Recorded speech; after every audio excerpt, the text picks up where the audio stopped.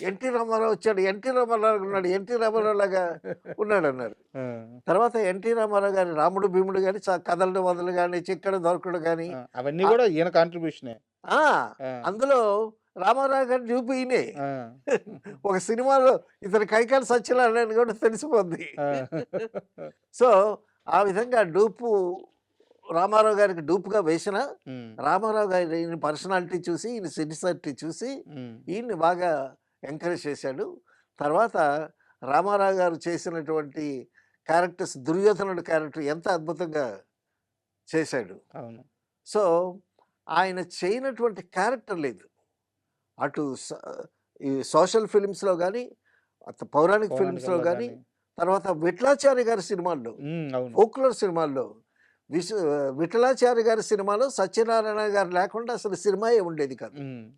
So, ఆ విధంగా అంచెలంచెలుగా ఎదిగి ఎస్‌వి రంగారావు తర్వాత ఎవరంటే సత్యనారాయణే ఆ! అనేటటువంటి పేరు అబ్బా! మామూలు విషయం గాదది. దక్కించుకున్నాడు. అయితే ఈ 'దానవీర సూరకర్ణ' సినిమాలో హ్మ్. ఎన్టీఆర్ గారి కంటే సత్యనారాయణ గారి ఎక్కువ క్యారెక్టర్స్ ఉంటాయి. అది ఎలా జరిగింది? ఆ! తర్వాత మేము 'శ్రీరంగనీతులు' సినిమా చేస్తున్నాం. సార్. 'శ్రీరంగనీతులు' సినిమా చేసేటప్పుడు 'శ్రీరంగనీతులో' సత్యనారాయణ గారు ఉన్నాడు. హ్మ్. సత్యనారాయణ గారు షూటింగ్‌కొచ్చాడు అన్నపూర్ణ స్టూడియోకి. హ్మ్. అంటే రాంగానే "ఎక్కడి నుంచొస్తున్నావు?" హ్మ్. అని అడిగాడు పెద్దాయన. నాగేశ్వరరావు గారు. ఓకే. ఆ! అంటే అక్కడ ఎన్టీ రామారావు గారు సినిమా చేసి వస్తున్నానని ఈయనకి తెలుసు. హ్మ్. అయితే ఎన్టీ రామారావు గారికి సత్యనారాయణ కావాలి. నాగేశ్వరరావు గారి సోషల్ సినిమాల్లో కూడా సత్యనారాయణ కావాలి. కృష్ణ గారికి గూడా సత్యనారాయణే గావాలి గదా! అందరికీ సత్యనారాయణ గారు కావాలి. సో, ఒక మంచి క్యారెక్టర్, ఒక కర్ణుడు వేయాలన్నా, దుర్యోధనుడు వేయాలన్నా, యముడు వేయాలన్నా, ఒక బ్రదర్ వేయాలన్నా, హ్మ్. ఒక ఫాదర్ వేయాలన్నా, తాత మనవళ్ళు అబ్బా!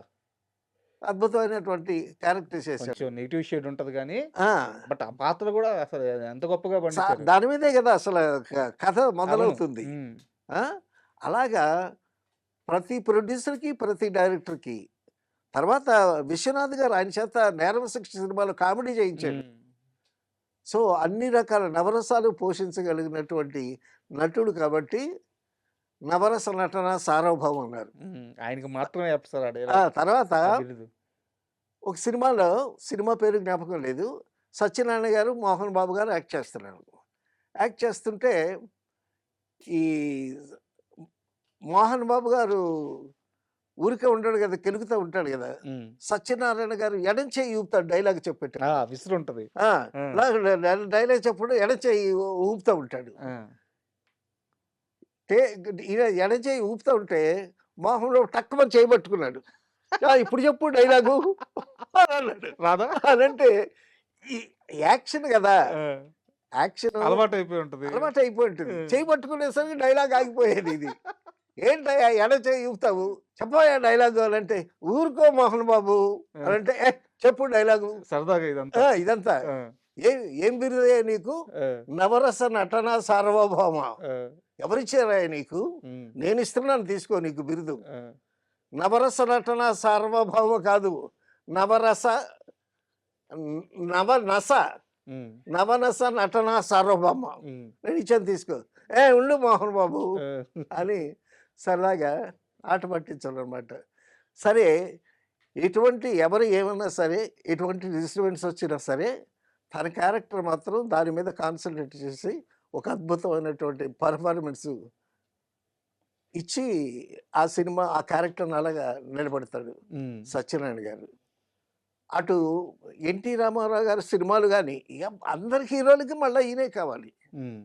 సత్యనారాయణ లేని సినిమా అంటూ ఉండదు. సార్. ఆయన 1000 సినిమాలు చేద్దాం అనుకున్నాడంట. ఆ! సరే లెక్క పెట్టుకునేసరికి 1000 సినిమాలు చేయలేనులే.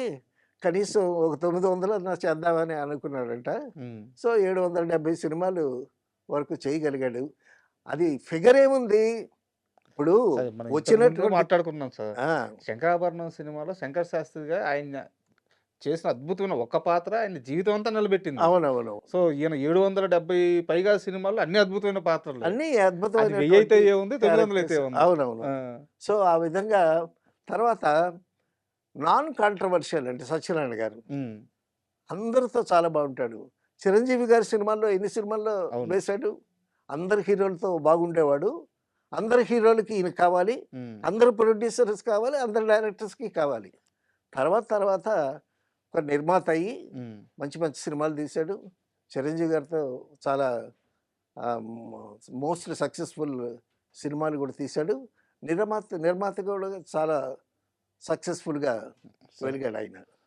తర్వాత ఇండస్ట్రీ మెడ్రాస్ నుంచి ఇక్కడికి షిఫ్ట్ అయిన హ్మ్. తర్వాత వాతావరణం మారిపోయింది.